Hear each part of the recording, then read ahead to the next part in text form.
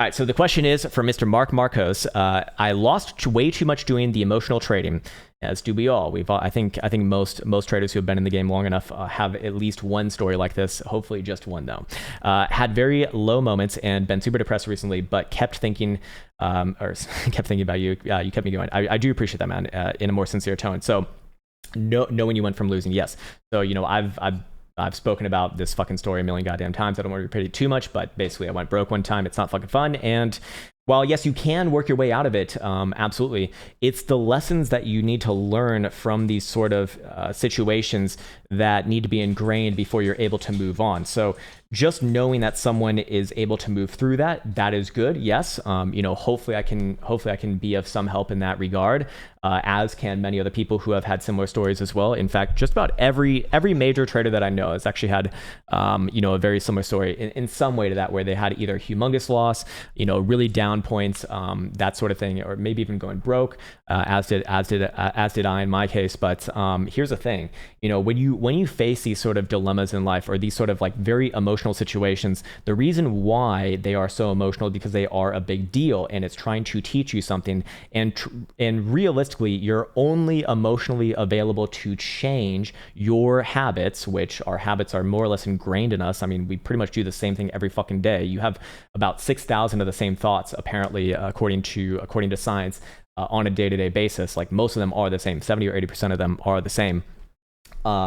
But you're not open and available to change as a person until your emotions are hurt like that. That's why it's so painful to go through, like, your first breakup when you're, I don't know, in high school or something, or maybe you're a late bloomer, or maybe you're earlier. Maybe you had a relationship with your uncle or something and you were like 5 years old. Who the fuck knows? Doesn't matter. And that's a bad joke to be making right now. It's not even a fucking joke because it is real.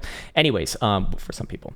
Anyways, my point is, when you are going through something like that, you can obviously come out on the other side, as do many people.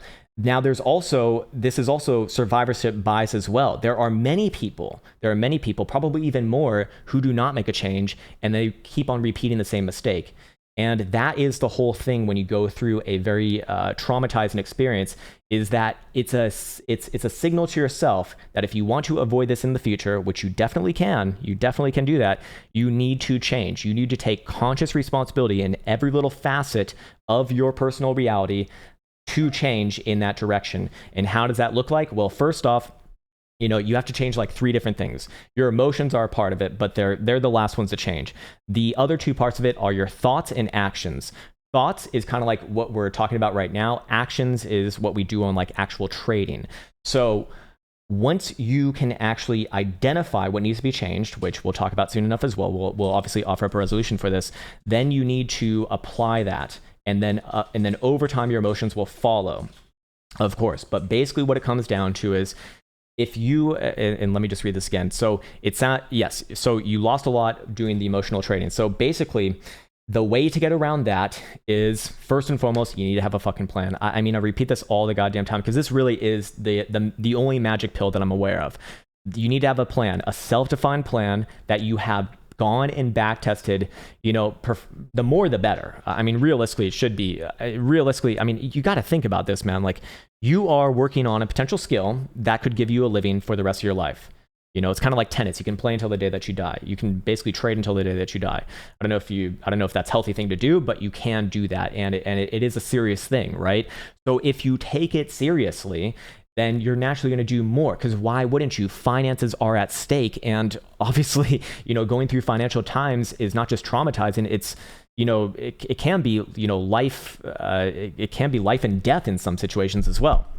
So my point is, going back to it right now, is that when you are making your plan, you need to come up with some sort of an edge. I don't know if you're in the TA program or not. I don't believe that you are, but this could come from anything. I have several free videos on YouTube that can go over very fucking simplistic plans that actually would work if you did apply them, as do many other people as well. I mean, it doesn't need to be my shit. It could be anyone's shit. I mean, you can make some of the most simple shit work, like trend trading, for the love of God. It's just the problem is, as you've seen, people get in their own way. So first, you need to come up with a plan. What's your edge going to be? What constitutes a signal for yourself? What constitutes profit taking? What constitutes risk management? All those three things at the bare fucking minimum need to be discussed. If you are familiar with my channel here, you know probably in like 3 months ago, I uploaded a video called the trade checklist. You can go through and fill that out. It'll give you a general guideline as to, you know, what you can look for in a strategy. But at very minimum, those three things need to be defined. Then what you do is you go and you back test it. That's right. You need to fucking make sure it's actually going to work. And you go and look for those signals, and you see over, you know, again, more is better, you know, not just 20, like 50, 100, 1,000. Your finances are at stake, and this can be a massively beneficial thing to you as well if you take it seriously. So you go through that, you see what the statistics are. Is this strategy going to work in the way that I've postulated itself or not?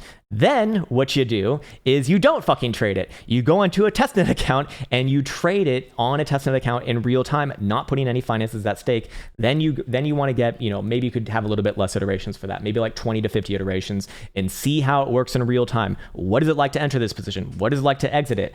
What is this whole thing actually look like in reality? Because it's not going to be the same as when you're just looking at it through history, because it's going to be easier, obviously. Anyways, once you've got that, then you can put a little bit of money at risk towards that strategy, and then you want to slowly build yourself up and desensitize yourself over time as you add perhaps more and more until your designated destination for however much you want to be trading, and naturally that will change over time. So where do emotions come in with that equation? Well, obviously, when you have a plan and you have statistics in front of you, it's just a matter of following that. Emotions can be both good or bad. They're not necessarily good or bad. They're basically just are as they is, right? They are as they is. They are as they are, actually, what I'm trying to say. And you can be feeling like shit, but still play out your plan. You can be feeling great, but not play out your plan. In fact, emotions, a lot of the time, just kind of lead us astray from our self-defined plan, and that's where you have to be. So that's why I find something like meditation, that's why I find working out, sauna, going for a walk, very, very, very, very, very regenerative, because they kind of get you, they don't necessarily get rid of your emotions. What they do is, or at least for myself is that they allow me to kind of take a step back, and then I do not associate my being with that emotion. It's just like, oh, I'm feeling happy. Oh, I'm feeling a little bit sad. But I can identify that, put it in a box somewhere else, and then still play out my position. And it's just like, oh, I know what happens if I don't follow this plan as in the past. It typically does not lead to good things. So that is the defense against something like that. You went through an experience, so you have a very traumatizing catalyst potentially to have the fortitude to really put your effort into going through and actually making those changes if you want. Maybe you don't want to. Maybe you feel the sting of that and you're like, this thing is not for me, man. I'm not into this. And that's fair enough, man. Most people are not going to fall into that bill. I think the statistics show like 78% of traders just fail. It's actually not 90% in 9 months, by the way, just so that people know. That's a bullshit statistic. It's garbage. It's actually 77, which makes more sense because that is Pareto principle, about 80% anyways. 20% win, 80% lose.